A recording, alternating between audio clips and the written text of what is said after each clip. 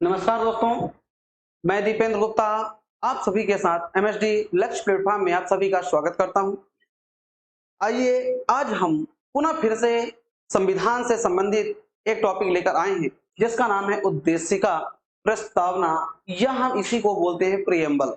ठीक है, तो दोस्तों यहाँ पर देखना आज ये है कि प्रियम्बल की जब हम बात करते हैं तो प्रियम्बल संविधान में प्रियम्बल क्या होती है, प्रियम्बल को कब लाया गया, कब स्वीकार किया गया और संविधान में कब जोड़ा गया, इन सब के बारे में आज चर्चा कर रहे हैं। ठीक है, तो यहाँ पर देखिएगा प्रियम्बल की जब हम बात करते हैं तो प्रियम्बल वास्तव में यदि हम बात करें बहुत काम की चीज है। ठीक है, और प्रियम्बल ही संविधान का मेन तत्व कहलाता है। तो यहाँ पर ये भी कह सकते हैं कि प्रियम्बल संविधान, कई लोग ये भी कह चुके हैं कि प्रियम्बल या प्रस्तावना की हम बात कर रहे हैं तो प्रस्तावना संविधान की एक कुंजी है। ठीक है, वास्तव में सही है। ठीक है, इसके अलावा यहाँ पर देखिए, ठीक है, कि प्रस्तावना की बात करें तो प्रस्तावना को संविधान की आत्मा भी कहते हैं। ठीक है, तो आइए आज हम संविधान की आत्मा के बारे में पूरा डिस्कशन करते हैं। यहाँ पर देखिएगा, ठीक है, कि प्रस्तावना की आत्मा आखिर है क्या। ठीक है, इसके बारे में यहाँ पर चर्चा कर रहे हैं। ठीक है, तो दोस्तों यहाँ पर ध्यान रखिएगा, सबसे पहले यदि हम बात करते हैं प्रियम्बल। ठीक है, तो प्रियम्बल जिसे हम बोलते हैं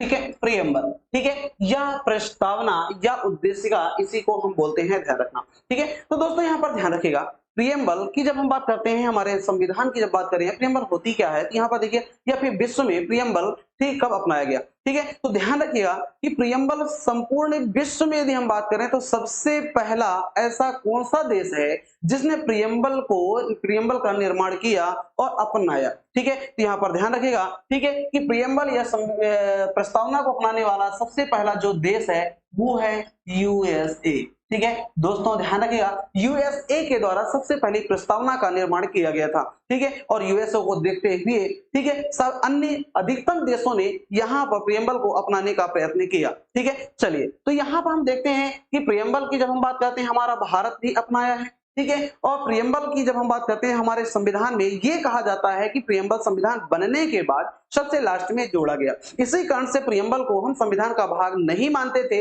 लेकिन कुछ ऐसे वाद हमारे सामने आए जो कि हमने संविधान का अंग भी माना और प्रस्तावना में संशोधन भी कर सकते हैं। ठीक है, तो दोस्तों यहाँ पर आगे ये सब चर्चाएं होंगी। ठीक है, तो सबसे पहले यहाँ पर देखते हैं उद्देशिका या प्रस्तावना की जब हम बात करते हैं तो यहाँ पर देखिएगा, ठीक है, कि प्रस्तावना हमारे देश की यदि बात करते हैं तो सबसे पहले कहां पर लाया गया। ठीक है, तो यहाँ पर मैंने इसके पहले भी बताया, आप लोगों को याद होगा फर्स्ट वीडियो में मैंने आप लोगों को बताया था। ठीक है, एक हमारे जब संविधान बन रहा था तो संविधान का निर्माण किसके द्वारा दोस्तों किया गया, तो संविधान सभा। ठीक है, जब यहाँ पर बात करते हैं, ये है हमारी संविधान सभा।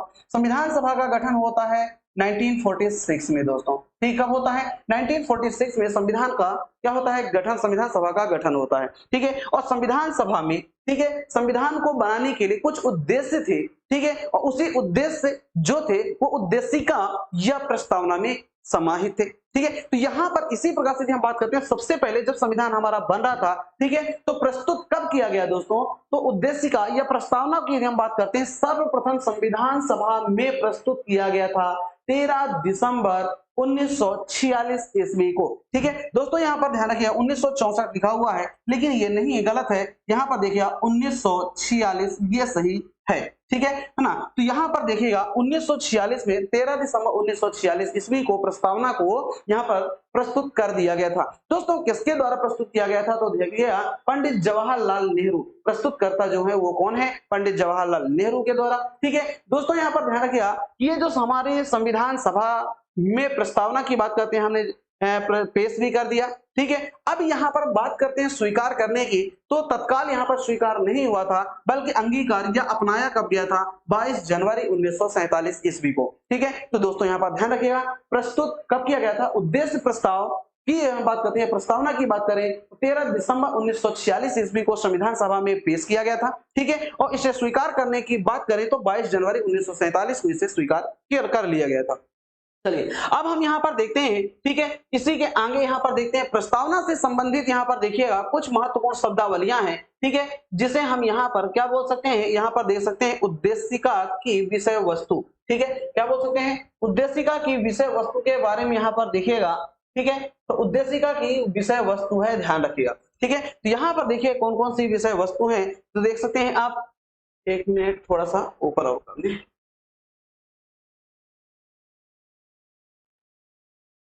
ये देखिए,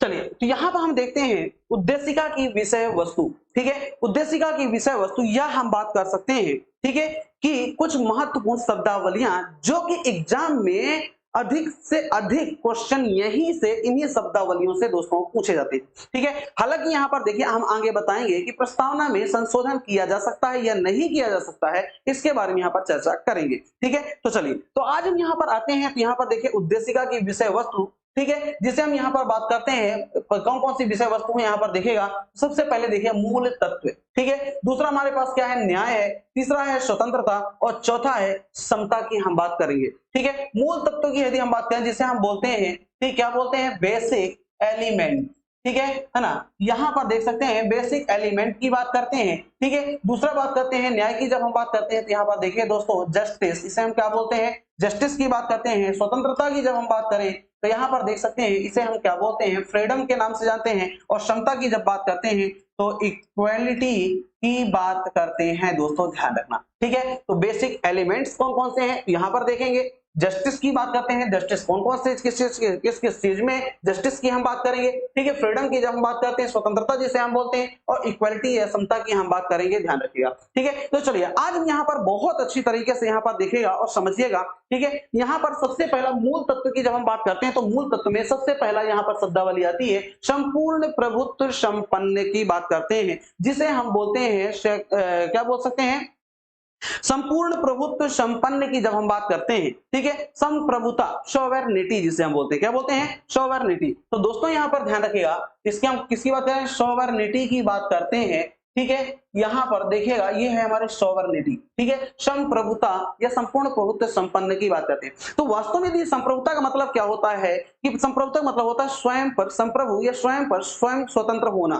ठीक है। हमारे ऊपर किसी प्रकार का कोई दबाव नहीं हो सकता है, ठीक है। तो इसी प्रकार से हमारा जो देश है, हमारा देश किसी के औपनिवेशिक नहीं है और न ही हमारा देश किसी का गुलाम है। पूर्ण संपूर्ण रूप से यदि हम बात करें तो हमारा जो देश है पूरी तरह से फ्री है, ठीक है। हर एक निर्णय लेने के लिए, हर एक डिसीजन लेने के लिए क्या है, स्वतंत्र है, ठीक है। इसके ऊपर कोई भी ऊपर शक्ति नहीं है दोस्तों। यहां पर हमने तो ये देखा, लेकिन यहां पर देखिए एक चीज यहां पर आती है, ठीक है, जो कि हमारे एक यहां पर एक समय की बात करते हैं 1949 में, ठीक है। देखिए 1949 की बात करते हैं, ठीक है। 1949 की जब हम बात करते हैं तो यहां पर देखिएगा, ठीक है, हमारा जो भारत देश है 1949 ईस्वी में, ठीक है, ब्रिटेन की यदि हम बात करते हैं, एक हमारे पास क्या थी, संस्था थी राष्ट्रमंडल, क्या थी, राष्ट्रमंडल की बात करते हैं, ठीक है। जब राष्ट्रमंडल की बात करते हैं तो राष्ट्रमंडल की सदस्यता को स्वीकार किया, लेकिन दोस्तों ध्यान रखिएगा, ठीक है, हमने ब्रिटेन को अपना प्रमुख माना, लेकिन संविधान से हटकर हम किसी भी प्रकार का कोई समझौता हमने नहीं किया है, ठीक है। इस कारण से हम सदस्य होने के बावजूद भी हम मतलब उसके औपनिवेश नहीं है, वो औपनिवेशिक नहीं है और ना ही हम उसके गुलाम हैं, हम पूरी तरह से हर एक डिसीजन लेने के लिए स्वतंत्र हैं, ठीक है। चलिए यहां पर देखिए एक मजबूती को प्रदान करने के लिए, मजबूती को प्राप्त करने के लिए हमने क्या किया, राष्ट्रमंडल की सदस्यता को स्वीकार किया है और इसके कारण से यदि हम बात करते हैं संबंध भी हमारे अच्छे बने रहे इस कारण से, ठीक है। चलिए अब यहाँ पर हमारे पास आता है समाजवादी की बात करते हैं। तो दोस्तों यहाँ पर ध्यान रखिए समाजवादी जो शब्द है इसको कब जोड़ा गया, ठीक है। तो समाजवादी शब्द की जब हम बात करते हैं तो यहाँ पर ध्यान रखिएगा समाजवादी शब्द को कब जोड़ा गया, तो देखिएगा समाजवादी शब्द, ठीक है, 42वां संविधान संशोधन अधिनियम 1976 के द्वारा, दोस्तों यहां पर ध्यान रखिएगा 42वां संविधान संशोधन अधिनियम 1976 के द्वारा इस शब्द को जोड़ा गया हमारे प्रस्तावना में, ठीक है। हालांकि क्या इसके पहले नहीं था, समाजवाद की बात करते हैं तो क्या हमारे संविधान में समाजवाद शब्द नहीं था, क्या समाजवाद नहीं लेकर चलते थे, चलते थे, बिल्कुल, ऐसा हम नकार नहीं सकते हैं कि हमारे संविधान में संविधान निर्माणकर्ता ने, ठीक है, समाजवाद को ध्यान नहीं दिया, दिया है। ये कौन से कहां पर दिया गया है इसके बारे में यहां पर हम बात करें तो देखिएगा, ठीक है, आपने पढ़ा है भाग 4, ठीक है, भाग 4 की बात करते हैं जहां पर दिया है डीपीएसपी, ठीक है। डीपीएसपी की हम बात करते हैं जिसे हम बोलते हैं directive principles of state policy, ठीक है, राज्य के नीति के निर्देशक तत्व की हम बात करते हैं। ठीक है, तो यहाँ पर जो राज्य के नीति के निर्देशक तत्व है, ये पूरा चैप्टर ही समाजवाद को लेकर चलता है। ठीक है, तो समाज संविधान बनाते समय समाजवाद को ध्यान दिया गया था, लेकिन यहाँ पर देख सकते हैं, ठीक है, इस शब्द को स्पष्ट रूप से 42वें संविधान संशोधन अधिनियम 1976 के द्वारा इसे जोड़ा गया था। ठीक है, इसको बहुत ही अच्छी तरह से ध्यान रखिएगा, क्योंकि एग्जाम में क्वेश्चन आ जाता है कि प्रस्तावना में संशोधन हुआ, लेकिन संशोधन होने के जब संशोधन हुआ था, ठीक है, उस समय कौन कौन से शब्दों को जोड़ा गया था? तो समाजवादी, ठीक है, पंथ निरपेक्ष जिसे हम बोलते हैं धर्मनिरपेक्ष बोलते हैं, और एक शब्द और जिसे हम अखंडता शब्द की बात करते हैं, उसे भी जोड़ा गया था। ठीक है, चलिए, तो यहाँ पर और इसके अलावा बात करते हैं, हमारे समाजवाद की बात करते हैं, तो यहाँ पर है गरीबी, अवसर, या फिर हम बात कर सकते हैं किसी भी प्रकार का ऐसा महत्व, या ऐसे ही बात करते हैं गरीबी संबंधित, अवसर से संबंधित किसी प्रकार का कोई भेदभाव नहीं होना चाहिए, फिर सबको अवसर समान प्राप्त होना चाहिए। ठीक है, इन सबको हटाते हुए हम यहाँ पर क्या करते हैं? असमानता को दूर करते हैं, यही हमारा समाजवाद कहता है, ध्यान रखिएगा। ठीक है, चलिए नेक्स्ट हम बात करते हैं पंथ निरपेक्ष की बात करते हैं, तो दोस्तों ध्यान रखिए, जिसे हम बोलते हैं धर्मनिरपेक्षता की बात करते हैं, या फिर हम इसे बोलते हैं सेक्युलर। क्या बोलते हैं दोस्तों? यहाँ पर ध्यान रखिएगा, सेक्युलर की बात करते हैं। ठीक है, ये हमारे पास क्या है? सेक्युलर की बात करते हैं, या धर्मनिरपेक्ष की बात करते हैं, पंथ निरपेक्ष। वास्तव में हमारा जो देश है पंथ निरपेक्ष है। ठीक है, हमारा जो देश है दोस्तों ध्यान रखिए, इतना अच्छा है कि हम क्या बताएं। ठीक है, यहाँ पर आप देख सकते हैं कि जो हमारा देश है हर एक धर्म का मानता है, हर एक धर्म का बराबर सम्मान करता है। ठीक है, ससुराल ऐसा नहीं है जैसे पाकिस्तान करके रखा है, ठीक है, या फिर अन्य यूरोपीय देश है, वो पाकिस्तान की बात करें केवल इस्लाम धर्म को मानता है। ठीक है, अन्य यूरोपीय देश की बात करें क्रिश्चियन धर्म को मानता है, लेकिन हमारे देश को यहाँ पर देखिए, हमारे देश की महानता की बात करें, हर एक धर्म को मानकर चलता है, यही कहलाती है पंथ निरपेक्ष शब्द की बात करें। किसी के साथ, किसी धर्म के साथ भेदभाव नहीं है। इस शब्द को कब जोड़ा गया दोस्तों? तो यहाँ पर ध्यान रखिएगा, 42वां संविधान संशोधन अधिनियम 1976 में जोड़ा गया था। लेकिन ध्यान रखिएगा, इसके पहले भी धर्मनिरपेक्षता की बात करते हैं, हमारे संविधान में कुछ तत्व थे। जैसे एग्जांपल की हम बात करते हैं, अनुच्छेद 25 से 28 तक की हम बात करते हैं। ये जो शब्द है 25 से 28 तक की हम बात करते हैं, तो दोस्तों ध्यान रखिएगा, 25 से 28 तक में, ठीक है, धार्मिक स्वतंत्रता की बात करता है। किसकी बात करता है? धार्मिक स्वतंत्रता। ठीक है, तो यहां पर देख सकते हैं, जब धार्मिक स्वतंत्रता की बात कहता है, ठीक है, तो यहां पर जब संविधान बनाया गया था, तब 25 से 28 तक यहां पर सभी धर्मों को बराबर सम्मान प्रदान करने की बात कही है। ठीक है, इस कारण से हम ये नहीं नकार सकते हैं कि जब 1976 में ही धर्मनिरपेक्षता शब्द को यहाँ पर, या फिर हर एक धर्म का पालन करते थे, ठीक है, सम्मान देते थे। इसके पहले भी सम्मान मिलता था, जो कि संविधान के अनुच्छेद 25 से 28 तक। ठीक है, अब इसमें यदि हम बात करते हैं, ये तो और भी मजबूती प्रदान करता है। यदि किसी भी प्रकार का, किसी भी धर्म का उल्लंघन होता है, ये मौलिक अधिकार है, ध्यान रखना, और यदि इनका कोई भी व्यक्ति, ठीक है, मौलिक अधिकार का हनन करता है, ठीक है, तो आप इनको लेकर के सीधे सुप्रीम कोर्ट में डायरेक्ट यहां पर दरवाजा खटखटा सकते हैं। ठीक है, और अपना जो भी न्याय है वो प्राप्त कर सकते हैं। चलिए, तो यहां पर धर्मनिरपेक्षता की हम बात करते हैं। ठीक है, नेक्स्ट हम बात करते हैं लोकतांत्रिक की बात करते हैं। दोस्तों यहां पर ध्यान रखिए, लोकतांत्रिक की बात करते हैं, डेमोक्रेसी की बात करते हैं। ठीक है, तो यहां पर देखिएगा, जब डेमोक्रेसी की बात करते हैं,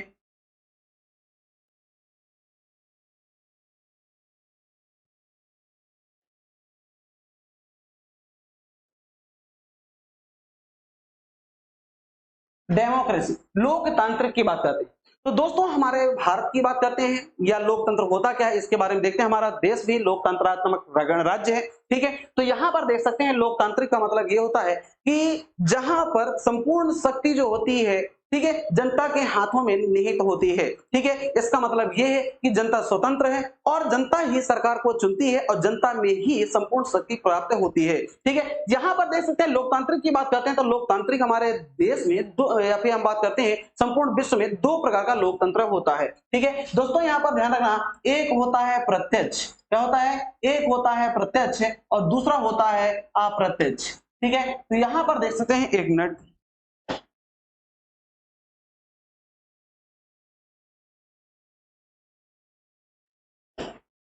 देखिए, एक होता है प्रत्यक्ष और दूसरा होता है अप्रत्यक्ष लोकतंत्र। ठीक है, डायरेक्ट डेमोक्रेसी एवं इनडायरेक्ट डेमोक्रेसी की बात करते हैं। ठीक है ना, तो हम इसको क्या बोलते हैं? डायरेक्ट, और इसको हम क्या बोलेंगे? इनडायरेक्ट की बात करते हैं, ध्यान रखना। क्लियर, ठीक है। तो यहां पर देखिए दोस्तों, प्रत्यक्ष लोकतंत्र का मतलब यह होता है कि जहां पर जिस देश में जनता का संपूर्ण रूप से ठीक क्या होता है, पावर होती है। पावर इस प्रकार से होती है कि जनता ही क्या करती है कि सरकार को चुनती है और जनता का ही अधिकार है कि सरकार को वापस ला सकती है, ठीक है। ये कहलाता है प्रत्यक्ष लोकतंत्र की बात करते हैं, ठीक है। ऐसा नहीं है कि हमारे प्रतिनिधि चुने, ठीक, हम अपने प्रतिनिधि को चुना, ऐसा नहीं है। जनता ही जिस व्यक्ति को चाहे उसी को मंत्री, उसी को प्रधानमंत्री, उसी को राष्ट्रपति बनाती है। इसी प्रकार से हम बात करते हैं प्रत्यक्ष डेमोक्रेसी होती है और जनता ही उसे वापस बुला सकती है। जैसे एग्जांपल की बात कर सकते हैं तो प्रत्यक्ष की बात करें तो यहाँ पर देखिएगा स्विट्जरलैंड का नाम सुना होगा दोस्तों, ठीक है। वहां पर प्रत्यक्ष लोकतंत्र ही कार्य करता है, ठीक है। दूसरी बात यदि हम बात करते हैं अप्रत्यक्ष लोकतंत्र की बात करते हैं, ठीक है, तो यहाँ पर देखिए अप्रत्यक्ष लोकतंत्र भी दो प्रकार से यहाँ पर हम कार्य करते हैं अप्रत्यक्ष लोकतंत्र में, ठीक है। कैसे, यहां पर देखिए अप्रत्यक्ष लोकतंत्र दो प्रकार से कार्य करते हैं, एक होता है प्रत्यक्ष और दूसरा होता है अप्रत्यक्ष। यहां भी इसी प्रकार से होता है प्रत्यक्ष लोकतंत्र, अप्रत्यक्ष लोकतंत्र। अप्रत्यक्ष में भी, अप्रत्यक्ष को भी हमने प्रत्यक्ष और अप्रत्यक्ष में बांट दिया। कैसे, यहां पर देखिएगा, ठीक है, यहां तो जनता की संपूर्ण शक्ति होती है, लेकिन वहां पर ऐसा नहीं है, जनता के प्रतिनिधि होते हैं। कौन होते हैं, जनता के प्रतिनिधि होते हैं। लेकिन यहां पर ध्यान रखना, ठीक है, जैसे अप्रत्यक्ष में बात करते हैं तो अप्रत्यक्ष रूप से किस प्रकार से चुने जाते हैं, जनता के द्वारा, ठीक है। प्रत्यक्ष का मतलब यह होता है कि जो देश का प्रमुख होता है या राष्ट्र का जो प्रमुख होता है उसे जनता कैसे चुनती है वो डिपेंड करता है। प्रत्यक्ष और अप्रत्यक्ष की बात करते हैं, ठीक है। तो जहां आप ध्यान रखिए अप्रत्यक्ष लोकतंत्र का मतलब ये है यहाँ पर, ठीक है, कि अप्रत्यक्ष में भी प्रत्यक्ष है लेकिन कैसी। तो जब कैसे की हम बात करते हैं तो यहाँ पर देखिएगा, ठीक है, जैसे अमेरिका में यदि हम बात करें, अमेरिका में जो राष्ट्रपति होता है, जो राष्ट्र का प्रमुख होता है, वहां पर डायरेक्ट राष्ट्रपति को जनता के द्वारा चुना जाता है, तो वो कहलाता है प्रत्यक्ष, ठीक है। अप्रत्यक्ष लोकतंत्रात्मक में भी, ठीक है। अप्रत्यक्ष की बात करते हैं, हमारे भारत की बात करते हैं, हमारे देश के जो राष्ट्रपति है उनका चुनाव जो होता है, ठीक है, वो कौन करता है, वो अप्रत्यक्ष रूप से चुने जाते हैं, ठीक है। जनता के द्वारा चुने हुए प्रतिनिधि क्या करते हैं, राष्ट्रपति को चुनते हैं, ये कहला जाता है अप्रत्यक्ष। इस प्रकार से भी हम बात करते हैं डेमोक्रेसी की, जब हम बात करते हैं तो यहाँ पर लोकतंत्रात्मक दो प्रकार होता है, प्रत्यक्ष अप्रत्यक्ष, जहां पर जनता स्वयं पूरी तरह से निर्भर, जनता स्वयं पूरी पावरफुल होती है, ठीक है, जनता के प्रतिनिधि नहीं होते हैं। लेकिन अप्रत्यक्ष में यहाँ पर जनता के प्रतिनिधि ही, जनता अपने प्रतिनिधि ही चुनती है, लेकिन किसको चुनेगी, यह किस प्रकार चुनेगी, प्रत्यक्ष या अप्रत्यक्ष रूप से, यह डिपेंड करता है, ठीक है। चलिए अब यहाँ पर देखते हैं दोस्तों, ठीक है, एक हमारे पास आता है, एक शब्द आता है जिसे हम बोलते हैं गणराज्य, ठीक है। तो यहाँ पर देखिएगा गणराज्य की जब हम बात करते हैं तो यहाँ पर देखिएगा गणराज्य मतलब क्या होता है, रिपब्लिक, ठीक है। तो चलिए यहाँ पर हमने डेमोक्रेसी की बात किया, यहाँ पर हम बात कर रहे हैं रिपब्लिक, ठीक है, रिपब्लिक की बात करते हैं। रिपब्लिक का मतलब क्या होता है दोस्तों, तो यहाँ पर ध्यान रखिएगा, रिपब्लिक से मतलब ये होता है कि गणराज्य का मतलब ये होता है कि हमारे देश में यदि हम बात करें, ठीक है, गणराज्य किस प्रकार से है यहाँ पर देखते हैं, ठीक है। तो रिपब्लिक का मतलब ये है कि पूरी तरह से स्वतंत्र तो है, गणराज्य है, हमारा जो देश का राष्ट्रपति है, ठीक है, वो जनता के द्वारा अप्रत्यक्ष रूप से चुने जाते हैं, मतलब जनता के द्वारा चुने हुए प्रतिनिधि ही चुने जाते हैं, ठीक है। ये गणतंत्रात्मक की व्यवस्था की बात करता है। जैसे एग्जांपल की बात करें 26 जनवरी 1950 की यदि हम बात करते हैं तो उस दिन हमारा संविधान लागू हुआ था और उसी दिन से क्या माना गया था, गणराज्य, भारत एक गणतंत्रात्मक गणतंत्र दिवस के रूप में मनाता था, ठीक है। तो यहाँ पर देख सकते हैं गणराज्य की हम बात करते हैं तो यहाँ पर रिपब्लिक की बात करते हैं, ठीक है, और हमारे देश का जो राष्ट्रपति है वो अप्रत्यक्ष रूप से चुना जाता है, ठीक है। चलिए नेक्स्ट यदि हम बात करते हैं तो यहाँ पर देखिएगा हम बात करते हैं न्याय की बात करेंगे, ठीक है। दोस्तों यहाँ पर ध्यान रखिएगा, न्याय की बात करते हैं, जस्टिस की जब हम बात करते हैं, ठीक है, तो यहाँ पर देखिए न्याय में कौन कौन सी न्याय की बात करता है, जस्टिस, ठीक है, जस्टिस, ठीक है। तो यहाँ पर देखते हैं सामाजिक, जिसे हम बोलते हैं सोशलिस्ट, एक मिनट देखिए सोशलिस्ट की बात करते हैं, ठीक है, सोशलिस्ट। यहां पर बात करते हैं इकोनॉमिक, इकोनॉमिक राजनीतिक की बात करते हैं,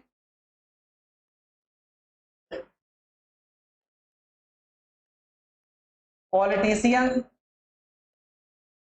ठीक है, यहां पर देख सकते हैं, ठीक है, सामाजिक, फिर जस्टिस, यहां पर देखते हैं सोशलिस्ट, इकोनॉमिक और पॉलिटिशियंस, ठीक है। तो सामाजिक, आर्थिक और राजनीतिक न्याय, हम हर एक व्यक्ति जो देश में रहता है वो यही चाहता है कि सामाजिक न्याय मिल सके, आर्थिक न्याय मिल सके और राजनीतिक रूप से न्याय मिल सके। सामाजिक की हम बात करते हैं तो दोस्तों यहाँ पर ध्यान रखिएगा, जाति, रंग, ठीक है, या जन्म स्थान के आधार पर किसी भी व्यक्ति के साथ भेदभाव नहीं होना चाहिए, यही समाजवादी या सामाजिक न्याय को दर्शाता है। ठीक है, यह ना। चलिए नेक्स्ट यदि हम बात करते हैं, यहाँ पर देख सकते हैं आर्थिक न्याय की हम बात करते हैं। यहाँ पर आर्थिक रूप से जो व्यक्ति कमजोर है या आर्थिक रूप से जो व्यक्ति मजबूत है, तो आर्थिक आधार पर किसी भी व्यक्ति के साथ भेदभाव नहीं होना चाहिए, सबको बराबर सम्मान और सबको बराबर अधिकार मिलना चाहिए। ठीक, यही आर्थिक न्याय कहलाता है। ठीक है, नेक्स्ट बात करते हैं राजनीतिक न्याय की। जब हम बात करते हैं तो राजनीतिक न्याय में भी इसी प्रकार से होता है। हर एक व्यक्ति ये चाहता है, ठीक है, कि सरकारी जो दफ्तर हैं तो सरकारी दफ्तर में प्रवेश हो सके। ठीक है, किसी प्रकार का उसको मना ना किया जा सके। ठीक है, उसके अलावा की बात करें, अपनी बात को सरकार तक पहुंचाने का सबको अधिकार होना चाहिए। ठीक है, यही हमारा क्या कहता है, राजनीतिक न्याय की हम बात करते हैं तो सामाजिक, आर्थिक और राजनीतिक न्याय प्राप्त करता है। ये न्याय की बात करते हैं, सामाजिक, आर्थिक और राजनीतिक न्याय की जब बात करते हैं तो किस देश से लिया गया है, तो यहां पर ध्यान रखिएगा दोस्तों कि जो हमारे पास यदि बात करते हैं 1917 की रूसी क्रांति थी। क्या चीज थी?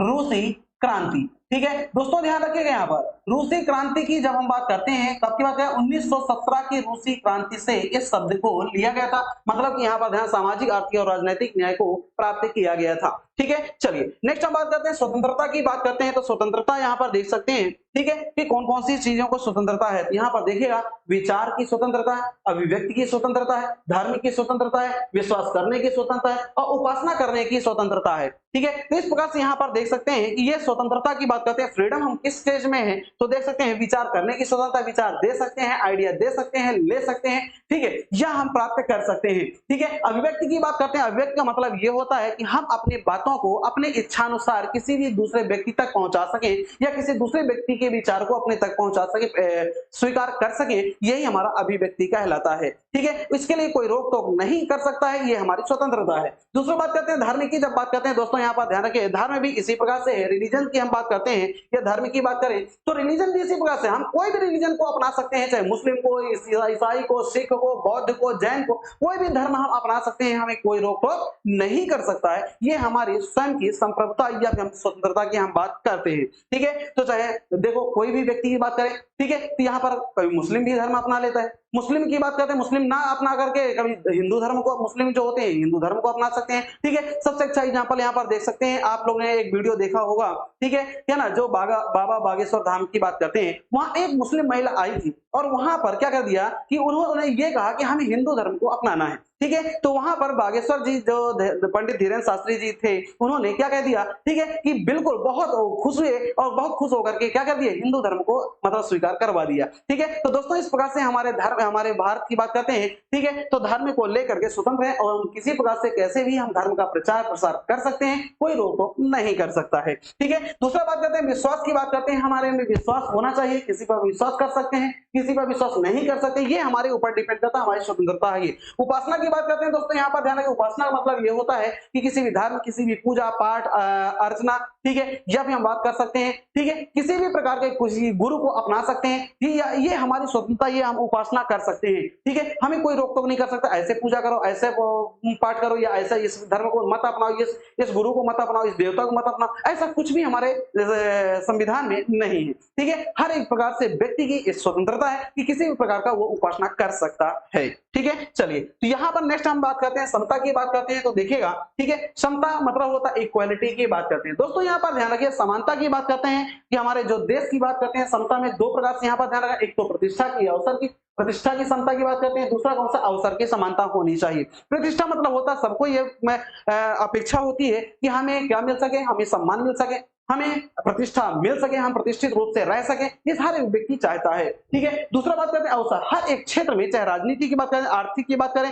चाहे रोजगार की बात करें, हर एक क्षेत्र में अवसर प्राप्त होना चाहिए। ठीक है, इसमें भी समानता होनी चाहिए। ठीक है दोस्तों, इसके इतना ही नहीं, समानता में यहाँ पर देखिएगा कुछ हमारे पास ऐसे ठीक आर्टिकल हैं, ठीक है, जो कि समानता की हम बात करें, समानता को दर्शाता है, ध्यान रखिएगा। जैसे यहाँ पर देखिएगा, सबसे पहले में हम बात करते हैं, ठीक है, कौन कौन किसकी बात करते हैं, तो यहाँ पर देखिएगा, ठीक है, अनुच्छेद अनुच्छेद ठीक है 14 से लेकर के 18, ठीक है, यहाँ पे हम बात कर सकते हैं, यहाँ पर 14, 15, 16, 17, 18, 325, 326, ठीक है, और 39 की बात करते हैं। ठीक है, यहां पर देखेंगे ये हमारे पास ऐसे आर्टिकल हैं जो समानता को दर्शाते हैं। दोस्तों यहां पर ध्यान रखें 14 से 18 तक यदि हम बात करें, यहां से लेकर के यहां तक की बात करें, ठीक है, ये समानता का अधिकार है जो कि आर्टिकल नंबर 14, 15, 16, 17, 18 इसमें दर्शा गया। 14 क्या कहता है? 14 स्पष्ट रूप से कहता है विधि के समझ समता, मतलब विधि के समान हर एक व्यक्ति को समान विधि के समझ समता, ठीक है, मतलब विधि या कानून के अनुसार हर एक व्यक्ति को समानता होनी चाहिए। ठीक है, दूसरा 15 क्या कहता है? धर्म, जाति, लिंग या जन्म स्थान के आधार पर किसी के साथ भेदभाव नहीं होना चाहिए। ठीक है, 16 की जब हम बात करते हैं तो 16 अनुच्छेद क्या कहता है दोस्तों? यहाँ पर ध्यान रखिएगा, ठीक है, कि लोक नियोजन में अवसर की समता, मतलब सरकारी सर्विसेज या सरकारी नौकरी पाने का सबको अवसर प्राप्त होना चाहिए। ठीक है, 17 क्या कहता है? अस्पृश्यता का अंत। दोस्तों यहाँ पर देखिए ये सबसे बड़ी विशेषता है, अस्पृश्यता का अंत, मतलब कि छुआछूत अपनाते हैं, छुआछूत को मानते हैं, तो छुआछूत को अंत करें। ठीक है, सभी व्यक्ति एक समान है और हर एक व्यक्ति, ईश्वर ने जो प्रकट किया है तो सभी व्यक्ति को एक समान यहाँ पर जन्म दिया है और यहाँ पर किसी प्रकार का ईश्वर किसी प्रकार का भेदभाव नहीं करता है, तो हम यहाँ पर क्यों करें? इसीलिए यहाँ पर स्पष्ट रूप से 17 अनुच्छेद 17 को जोड़ा गया है। ठीक है, अस्पृश्यता का अंत। यहाँ पर देख सकते हैं अस्पृश्यता को लेकर महात्मा गांधी की बात करते हैं, गांधी जी के द्वारा अधिकतम यहाँ पर प्रयास किया गया कि अस्पृश्यता का अंत हो सके या छुआछूत का अंत हो सके। नेक्स्ट बात करते हैं दोस्तों यहाँ पर ध्यान रखिए अनुच्छेद 18 उपाधियों का अंत, क्योंकि उपाधियां भी जो पहले प्राप्त होती थी वो भी एक विशेषता को अपनाते थे। ठीक है ना? अब यहाँ पर समानता की बात नहीं करते थे, जैसे एग्जाम्पल की बात करें महात्मा गांधी को महात्मा की उपाधि, ठीक है, सुभाष चंद्र को की बात करते हैं, बोस की सुभाष चंद्र बोस की उपाधि की हम बात करते हैं, राजा राम मोहन को राजा की उपाधि। ठीक है, ये कुछ व्यक्तियों से अलग यहाँ पर महत्व प्रदान करते हैं, तो ये क्या समानता थी? नहीं। तो इन उपाधियों को यहाँ पर अंत किया जा सके, लेकिन उपाधि कौन कौन से प्राप्त कर सकते हैं? कोई मना नहीं कर सकता है, शिक्षा और सेना से संबंधित उपाधि प्राप्त कर सकती है, जो व्यक्ति मेहनत करेगा उन सबको, ठीक है, वो उपाधि प्राप्त हो सकती है। ठीक है दोस्तों, ये अनुच्छेद 325 क्या कहता है? तो दोस्तों यहाँ पर ध्यान रखिए अनुच्छेद 325 में ये बहुत बड़ी विशेषता हमारे पास हमारे संविधान में है।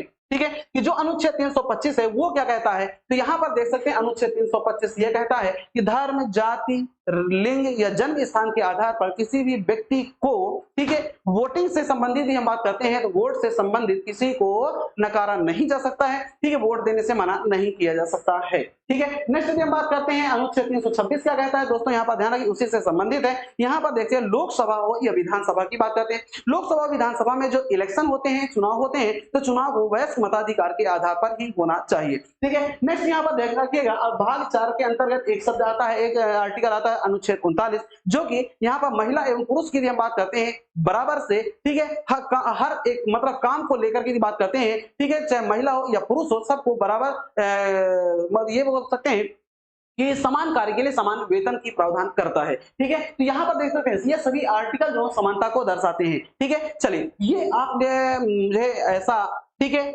प्रतीत हो रहा है कि ये आप लोगों को ये समझ में आया होगा। ठीक है, यदि आप लोग समझिएगा और एक बार वीडियो देखिएगा, एक बार यदि में ना समझ में आए, ठीक है, तो और एक बार, 2 बार, 3 बार, 4 बार, जितने बार आपकी इच्छा करे उतने बार देख सकते हैं, लेकिन इस चीज को क्लियर जरूर कर लीजिएगा दोस्तों। ठीक है, चलिए नेक्स्ट हम यहाँ पर देखते हैं, इसके आगे हम यहाँ पर देखते हैं कुछ हमारे पास ये देख सकते हैं कुछ शब्दावली यहाँ पर देखिए, ये बहुत इंपॉर्टेंट टॉपिक है। ठीक है, यहाँ पर देखिए कि समाजवादी, पंथ निरपेक्ष, ठीक है, समाजवादी, पंथ निरपेक्ष और अखंडता की बात करते हैं। दोस्तों यहाँ पर ध्यान रखिएगा, ठीक है, कि जब बात करते हैं उद्देशिका में 42वें संविधान संशोधन अधिनियम 1976 के द्वारा, ठीक है, इन 3 शब्दों को दोस्तों जोड़ा गया है। बिल्कुल 3 शब्द आप लोग के सामने स्पष्ट रूप से दिख रहे हैं, स्क्रीनशॉट लेना है स्क्रीनशॉट ले लीजिएगा, बहुत ही इंपॉर्टेंट है, कई बार एग्जाम में पूछा गया है और पूछा भी जा सकता है। ठीक है, तो देखिएगा कौन कौन शब्द को जोड़ा गया है, तो यहाँ पर देखिएगा 42वें संविधान संशोधन के आधार पर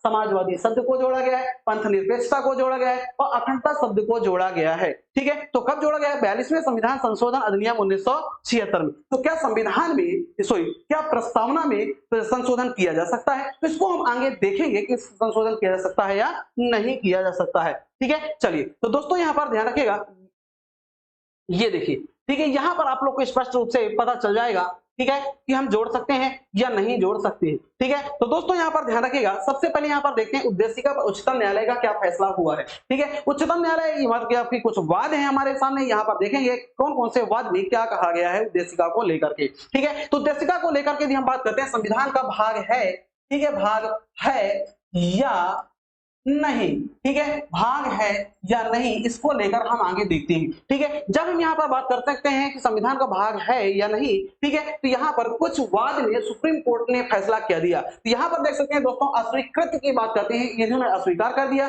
ठीक है, कि किसने अस्वीकार, बेरुवाड़ी वाद में, बेरुवाड़ी वाद कब आया था, 1960 की बात करते हैं। 1960 में यह कह दिया गया था कि प्रस्तावना संविधान का भाग नहीं है। ठीक है ना, इन्होंने स्पष्ट रूप से बोल दिया। उन्होंने यह भी कह दिया था कि प्रस्तावना जब संविधान का भाग नहीं है तो उसमें संशोधन भी नहीं किया जा सकता है। ठीक है, तो क्या कहा गया था, तो देखिएगा, प्रस्तावना संविधान का भाग नहीं है और ना ही इसमें संशोधन किया जा सकता।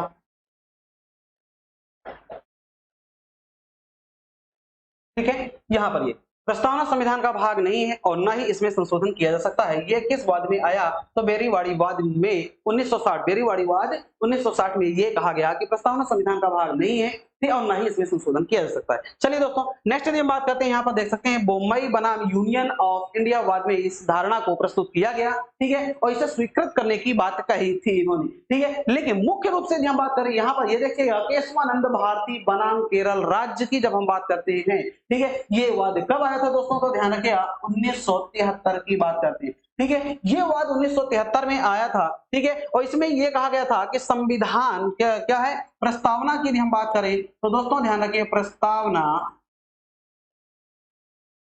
संविधान का भाग है और इसमें अनुच्छेद 368 के आधार पर संशोधन किया जा सकता है। दोस्तों ये कह दिया गया, तो दोनों में यहां पर देख लीजिए, बेरुवाड़ी वाद में यह कहा गया था कि संविधान, प्रस्तावना संविधान का भाग नहीं है और ना इस पर संशोधन किया जा सकता है, लेकिन केशवानंद भारती बनाम केरल राज्य 1973 में यह कहा गया कि प्रस्तावना संविधान का भाग है और इसमें अनुच्छेद 368 के आधार पर संशोधन किया जा सकता है। तो दोस्तों यहां पर ध्यान रखिएगा, जब संशोधन की इन्होंने बात कही तो संशोधन ये कहा कि मूल प्रस्तावना में, किसमें की बात करते हैं, मूल प्रस्तावना। तो दोस्तों ध्यान रखिए, मूल प्रस्तावना में, ठीक है, मूल प्रस्तावना में संशोधन नहीं किया जा सकता है। क्या नहीं किया जा सकता है, संशोधन की जब बात करें, ठीक है, तो मूल प्रस्तावना में संशोधन क्या नहीं हो सकता है, नहीं हो सकता है, बल्कि यहां पर ध्यान रखिए, इसका विस्तार किया जा सकता है, शब्दों को जोड़ा जा सकता है, लेकिन कम नहीं किया जा सकता है। ठीक है, तो यहां पर किसकी बात कही थी कि विस्तार क्या कर सकते हैं, विस्तार कर सकते हैं। ठीक है ना, कर सकते हैं लेकिन कमी नहीं कर सकते हैं दोस्तों। ठीक है, तो यहां पर ध्यान रखिएगा, इसमें स्पष्ट रूप से बोला गया कि मूल प्रस्तावना में किसी प्रकार का कोई संशोधन नहीं किया जा सकता है, उस पर कमी नहीं की जा सकती है, बल्कि यदि हम बात करते हैं इसका विस्तार हम कर सकते हैं संशोधन के माध्यम से। ठीक है, जैसे मैंने इसके पहले भी, ठीक है, कि एक बार संविधान प्रस्तावना में बात करें, प्रस्तावना में कितने बार संशोधन हुआ है, केवल एक बार संशोधन हुआ है। ठीक है, जो कि मैंने यहां पर बताया आप लोगों को। ठीक है, कब संशोधन किया गया था दोस्तों, तो यहां पर देखिएगा, ये दिख रहा है। ठीक है, 42वें संविधान संशोधन अधिनियम 1900, ठीक है, 76 में क्या क्या एक ही बार संशोधन हुआ, जो 3 शब्द समाजवादी, पंथ निरपेक्ष और अखंडता शब्द को जोड़ा गया है। ठीक है, चलिए नेक्स्ट यदि हम बात करते हैं इसके आगे, ये तो हमारे पास वाद है दोस्तों। यहां पर ध्यान रखिए, ये हमारी है प्रस्तावना उद्देशिका, जो हमें इस दर्शन को, या हम दर्शन कर सकते हैं, देखने को मिलता है, ये बहुत ही इंपॉर्टेंट है। ठीक है, जो प्रस्तावना बनाई गई, ये हमारे सामने प्रियम्बल आप लोग के सामने है दोस्तों। ध्यान रखिए, आपके हर एक जगह आपको ये प्रस्तावना मिल जाएगी। ठीक है, इसको देखिए, एक बार यहां पर हम पढ़ रहे हैं, देखिएगा यहां पर स्पष्ट रूप से बोला गया, हम भारत के लोग भारत को एक संपूर्ण प्रभुत्व संपन्न समाजवादी पंथ निरपेक्ष लोकतंत्रात्मक गणराज्य बनाने के लिए तथा उसके समस्त नागरिकों को सामाजिक, आर्थिक और राजनीतिक न्याय, विचार, अभिव्यक्ति, विश्वास, धर्म और उपासना की स्वतंत्रता, ठीक है, प्रतिष्ठा और अवसर की समता प्राप्त कराने के लिए तथा उन सब में व्यक्ति की गरिमा और राष्ट्र की एकता और अखंडता सुनिश्चित करने वाली बंधुता बढ़ाने के लिए दृढ़ संकल्प होकर ठीक अपनी इस संविधान सभा में आज तारीख 26 नवंबर 1949 ईस्वी को ठीक है मिति मार्ग शीर्ष शुक्ल सप्तमी संवत को 2006 विक्रमी को एतद द्वारा इस संविधान को अंगीकृत अधिनियमित और आत्मर्पित करते हैं। ठीक है, ये हमने यहाँ पर देखा किसी हमारी ये प्रस्तावना है दोस्तों। ठीक है, इस प्रस्तावना को यहाँ पर देखिएगा। ठीक है, ये बहुत ही अच्छी प्रस्तावना है और यही हमारी संविधान की प्रस्तावना कहलाती है। ठीक है, चलिए नेक्स्ट हम बात करते हैं संविधान प्रस्तावना संबंधित कुछ महत्वपूर्ण तथ्य हैं दोस्तों, यहाँ पर देखिएगा। ठीक है, ये क्या तथ्य हैं यहाँ पर देखते हैं। ठीक है, तो देखिएगा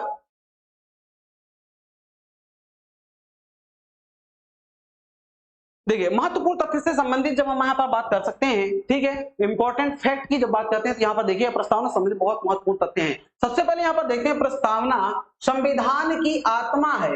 यहाँ पर आत्मा है, ठीक है, संविधान की आत्मा है। ठीक है, ये एक शब्द किसने कहा था दोस्तों? कई बार क्वेश्चन पूछा गया है कि संविधान प्रस्तावना संविधान की आत्मा तो है, ये सबको पता है, लेकिन ये नहीं पता किसने कहा था। तो दोस्तों ध्यान रखें, बहुत से लोग ये बोलते हैं डॉक्टर भीमराव अंबेडकर। ठीक है, तो डॉक्टर भीमराव अंबेडकर नहीं है। यहाँ पर देखिएगा बहुत ही अच्छी तरीके से कौन है, तो यहाँ पर प्रस्तावना को संविधान की आत्मा किसने कहा? ठाकुर दास भार्गव के द्वारा कहा गया था। ठीक है, दूसरा यहाँ पर देखिए उद्देशिका को राजनीतिक जन्म पत्री कहा है। क्या कहा है? राजनीतिक जन्मपत्री किसने कहा है? तो दोस्तों ध्यान रखिएगा के.एम. मुंशी। किसने कहा है? के.एम. मुंशी के द्वारा यहाँ पर क्या कहा गया है कि उद्देशिका को राजनीतिक जन्मपत्री कहा गया है। ये शब्दावली किसने कहा है? यहाँ पर देखिएगा के.एम. मुंशी के द्वारा। नेक्स्ट यहाँ पर संवैधानिक उपचारों के अधिकार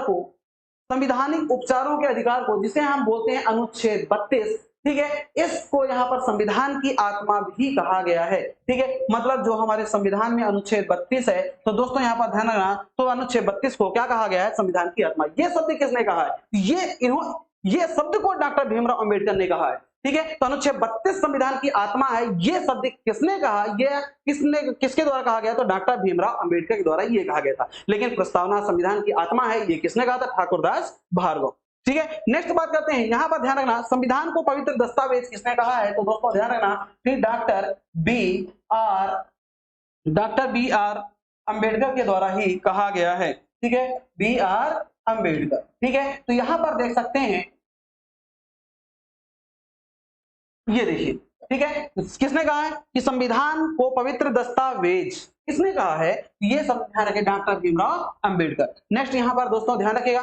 ठीक है, आगे कुछ और हमारे पास महत्वपूर्ण तथ्य हैं, यहाँ पर ये देखिएगा। ठीक है, संविधान की प्रस्तावना हमारे